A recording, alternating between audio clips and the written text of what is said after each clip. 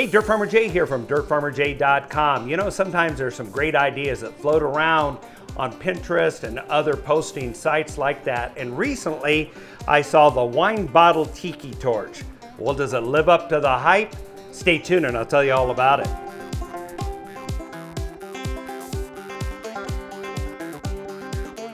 Hey, Dirt Farmer Jay here from dirtfarmerjay.com. Well, we love to add things to our yardscape that are clever, inexpensive, add a little bit of whimsy, and I thought this was a good candidate. It's the wine bottle tiki-torch.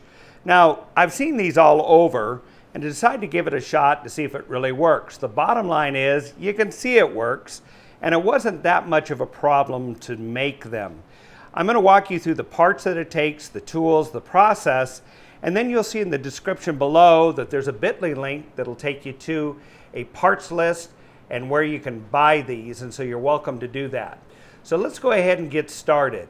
You know, but I have a confession to make. This kind of reminds me of the revolutionary tool, the Molotov cocktail.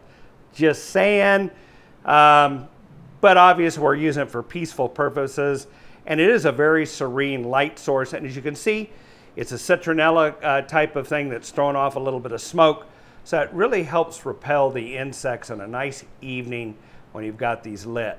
Now we're showing you the model that is actually mounted on a bracket and a piece of threaded rod, but with a little bit of weighting, like let's say glass beads, aquarium rocks, some nice colorful gravel in the bottle itself. You could just put these on the table or along railings where they're more bottom weighted and a little bit more stable. In this particular version, we're actually using some plumbing parts to build this. Well, what are you going to need to build each one of your wine bottle or your other favorite beverage tiki-torch? Well, first thing you're going to need is to get some wicks, and these wicks are fiberglass. They're generally 9 to 10 inches long, and the wicks never get consumed. They don't burn down. They are simply a conduit in which it does what it lives up to what its name is. It wicks up the fluid or the fuel up to where the ignition is, and therefore you get this nice flame. But the wick itself never really burns. It just stays in place, and so it's kind of like a one-time investment. You need some kind of tube. In this case, it's 1/2 inch copper tubing in which these are going to fit inside of. You also need a coupling to put on the top and a washer that's going to fit and be soldered onto it that allow this to be suspended down in the beverage container. Then you'll also need some threaded rod, a base plate, and then also a clasp. These are all plumbing parts right here that allow you to mount them either on the side of a post, different posts that are along the yard. These would be a really nice meandering path accent. Even though we haven't installed any in our yardscape yet, I went ahead and put one together here to demonstrate what it would look like, and it's just real clean, nice.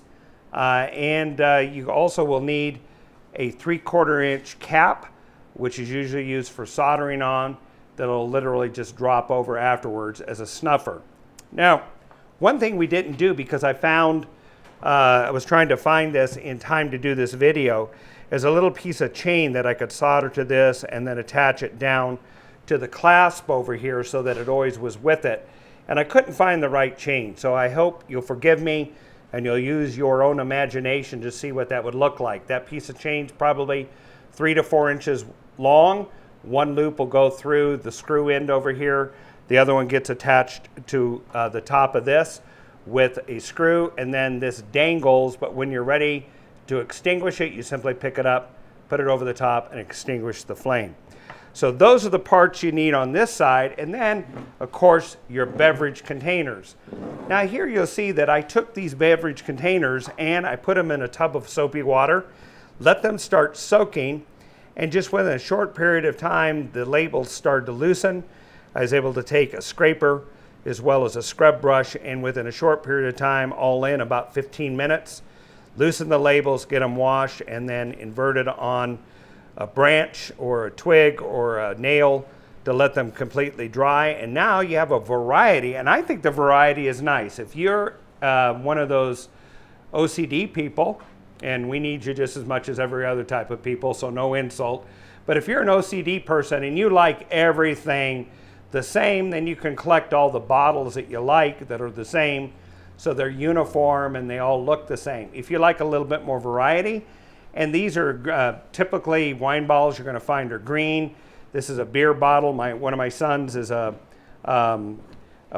beer brewer, and ends up with a lot of different bottles like this, and so this is one from his collection.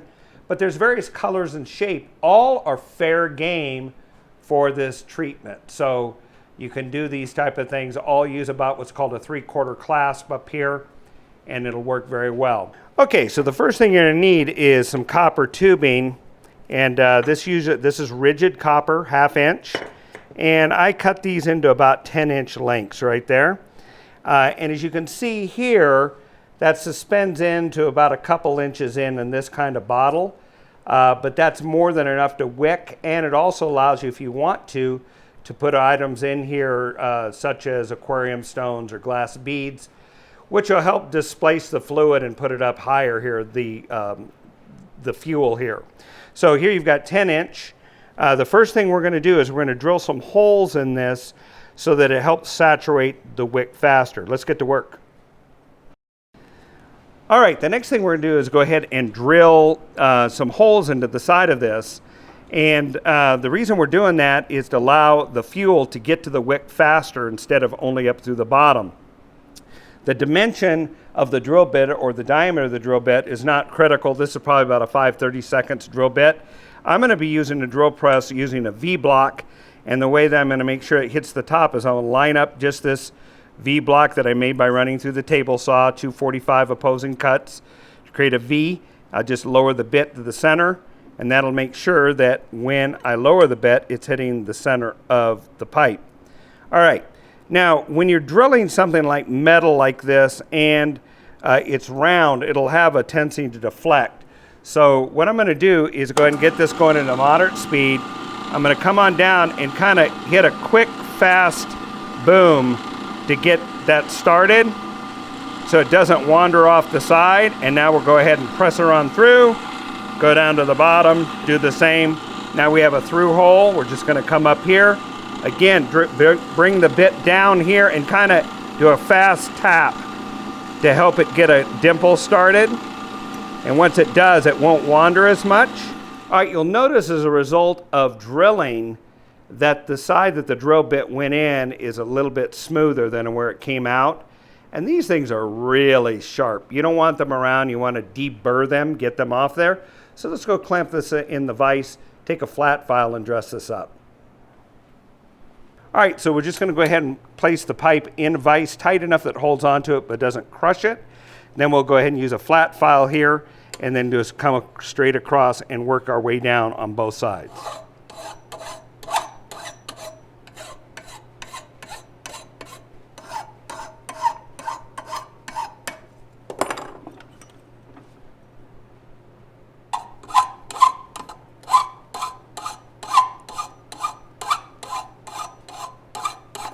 Okay, while we're at it, just to make sure the coupling slips on okay, I usually go ahead and just knock off the corners out here as well.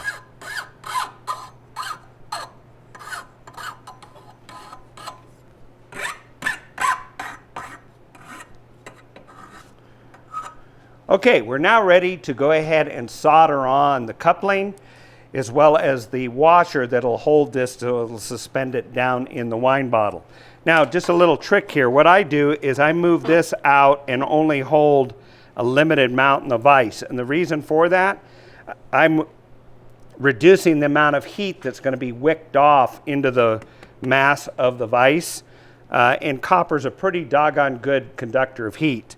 So one of the best, actually. So what we're going to do here is put this coupling on. Let's go ahead and test fit it. Yes, indeed, really clean, comes on and off just fine. And as you can see, the washer is sized to fit on the outside, but needs to be affixed to it. So let's go ahead and flux this right here. And what that does is, of course, move the solder into the joint when the right temperature is attained.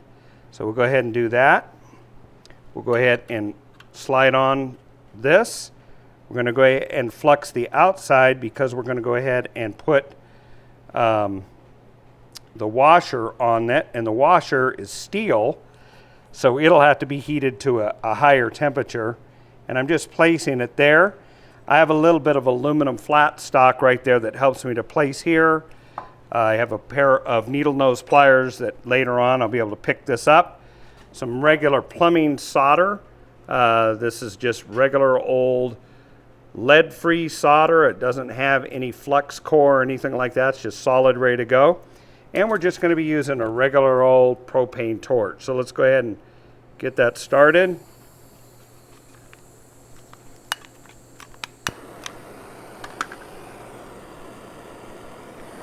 All right, let's get this heating.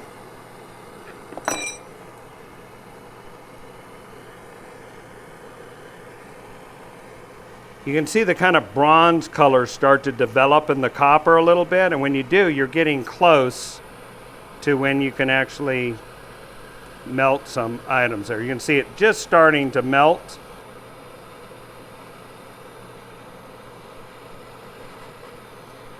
And the flux is actually sucking that into the joint. All right, there is a lot of heat in this. So we've got the solder to come through under the washer. All right, so there's a lot of heat in this right now. So you might be tempted to go, okay, everything's soldered in place, but the reality is it hasn't cooled down enough, especially with the mass of the washer, to have that be solid. So what I do is just expedite a little bit by just starting to spritz just a little bit of water. You don't want to do a lot of thermal shock, but what that does is start, the heat is wicked off through conversion into steam, and so you end up with it starting to solidify. Now even when I do to this level though, there's still a lot of heat in this, so be very, very careful. You might consider even using leather gloves at this point. Now, let's just test to make sure that the washer's in place. Yep, it's solid, it's soldered, it'll hold. So what I'm gonna do is I'm gonna go out and wash this. I'll be right back. All right, now you have a nice wick chamber and holder along with the access ports that allow the fuel to wick directly in it. As you can see, it fits just fine into that, but we're a little bit premature. We need to do a couple of other things. We could leave it just like that, and we'll be using this amber bottle. As you can see, it'll fit in there just very nicely, and we'll be able to, once this is filled up, it'll just work out just beautifully. But now about the mounting hardware. We're gonna get the piece of threaded rod that goes between here and here. Let's get that cut. I like to use 4-inch. This is regular 3/8 rod. You're going to end up with different pieces that are or different sizes depending on the mounting brackets, but in my parts list I'll give you, this is all 3/8. So do your best to cut nice and straight and even so you don't deform threads.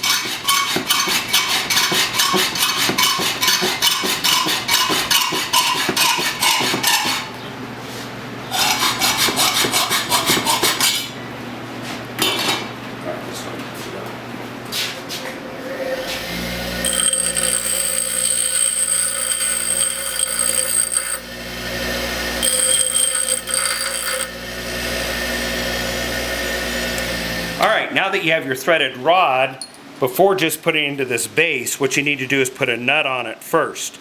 And the reason for that is if you don't have something to counter tighten, then this will simply rotate in and out freely and you won't end up with a good installation. So go ahead and put the nut on first. Go ahead and take that to about flush like that. That's good. And then we'll just hand tighten that for right now. And you could actually throw a wrench. In this case, it's a 9/16 inch. We're just going to go ahead and hand tighten that. And there you go. That's nice and solid in there. Not going to move. Let's do the same thing on the other end. Another item like this, another nut. Then you're going to take the clasp and attach it as well. And of course you want it to be horizontal. So what I do is approximate where it's going to be and then tighten this other nut against it. Now there, that's an error you can do that I've done before. Don't allow that to protrude because that would end up crushing against the bottleneck and that'll be a problem.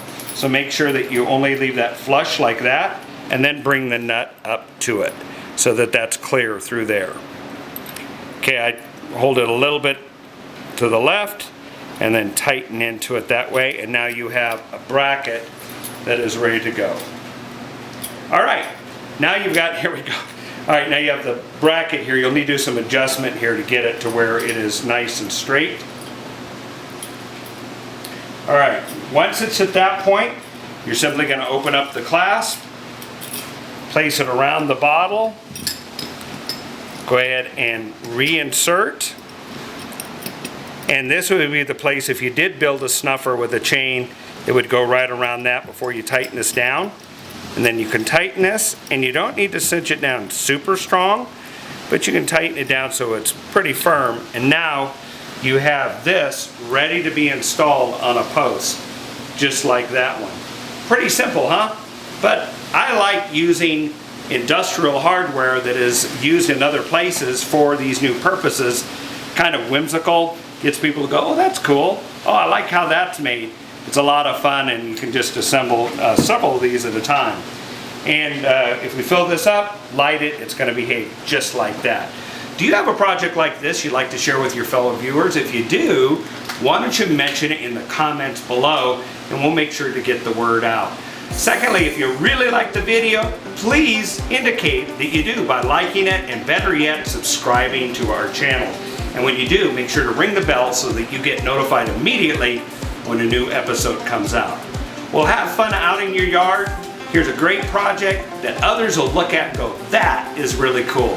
Have fun. Until the next time, this is Dirt Farmer Jay from dirtfarmerjay.com.